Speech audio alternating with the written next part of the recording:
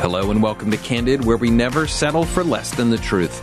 I'm your host, Dr. Jonathan Youssef. Each week we'll tackle tough issues, answer your hard questions, and take a candid look at the Christian faith. In today's episode, I want to share something close to my heart this time of year: the hopes and the fears of Christmas. This idea comes from the classic carol, O Little Town of Bethlehem, where we hear the words, "The hopes and fears of all the years are met in thee tonight." It's such a beautiful line, full of such rich meaning. In the stillness of that night in Bethlehem, something extraordinary was happening. The streets were quiet. People were returning to their hometowns for the census, and most were unaware of what was unfolding. But in the seemingly ordinary scene, a baby was born, the everlasting light, the one who had existed before time began and who would always be.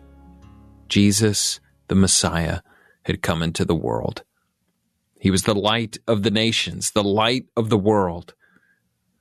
Today we'll reflect on the significance of that moment, how it fulfills both the hopes and the fears of all the years, and what that means for us. When we think about Christmas, it's easy to understand the hopes fulfilled in Jesus' birth. For centuries, God's people had waited for the promised Messiah.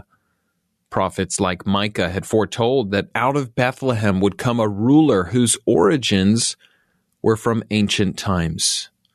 And now, at long last, the hopes of all those years were met with the arrival of Jesus. Peace, security, righteousness, all the things that people longed for had come in the form of a child. But what about the fears? Why does the song mention the fears of all the years? It gets interesting because how we respond to Jesus, the true King, makes all the difference.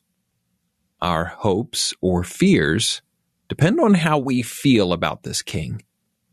Are we running to him or away from him? Imagine an ancient village.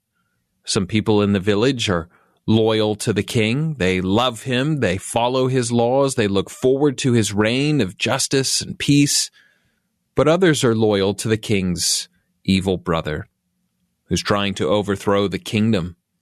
When word comes that the true king is returning to the village, the loyal subjects are filled with hope and excitement. But the rebels are filled with fear, knowing their time is up. This is the same with Christ. Those who love God and have been waiting for his Messiah receive the good news of Jesus' birth with joy and hope. But those who live in rebellion against God, who reject his authority, are filled with fear because they know that justice is coming. The same event, the arrival of the king, brings hope to some and fear to others. When Jesus came into the world, he didn't come just to bring peace. He also came to bring justice. In John 5, Jesus makes it clear that he came to do the will of the Father and that the Father has entrusted all judgment to him. He says, "Whoever hears my word and believes in him who sent me has eternal life and will not be judged, but has crossed over from death to life." This is the good news. Jesus offers eternal life to those who believe in him. People have received this message with hope and joy for 2,000 years. There's also a sobering side to his coming. Jesus also says that those who do not honor the Son do not honor the Father. In other words, you cannot be in right relationship with God if you are not in right relationship with the Son. He is the only way to be saved.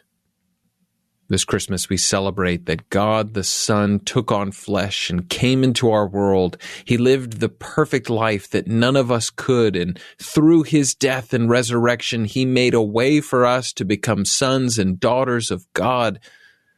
But if we reject him, we face the reality of judgment. It's a hard truth, but we must understand it because it's tied to our eternal destiny. For many, Jesus causes fear before he causes hope. The reality of our sin and the coming judgment can be terrifying. But when we run to Jesus and accept his grace, that fear transforms into hope. This is why I celebrate Christmas. I know that because of Jesus, I will not be condemned, but I will have eternal life. So my prayer for you this Christmas is this: let a right fear of God stir you not to run away from him, but to run toward him. Let that fear lead you to honor Christ, not just on Christmas, but your whole life.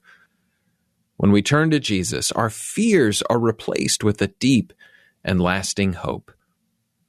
And if you already love and honor God's Son, I hope that as this season's busyness winds down, after all the presents are unwrapped and all the meals are shared, you will hold on to the deep truths of Christmas. We need Jesus today, and we will need him every day between this Christmas and the next, because we need him for eternity. Thank you for joining me today on Candid Conversations. I pray that you'll experience the hope and peace that only Jesus can bring this Christmas season.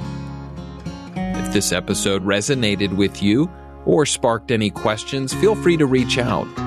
Merry Christmas, and may God bless you.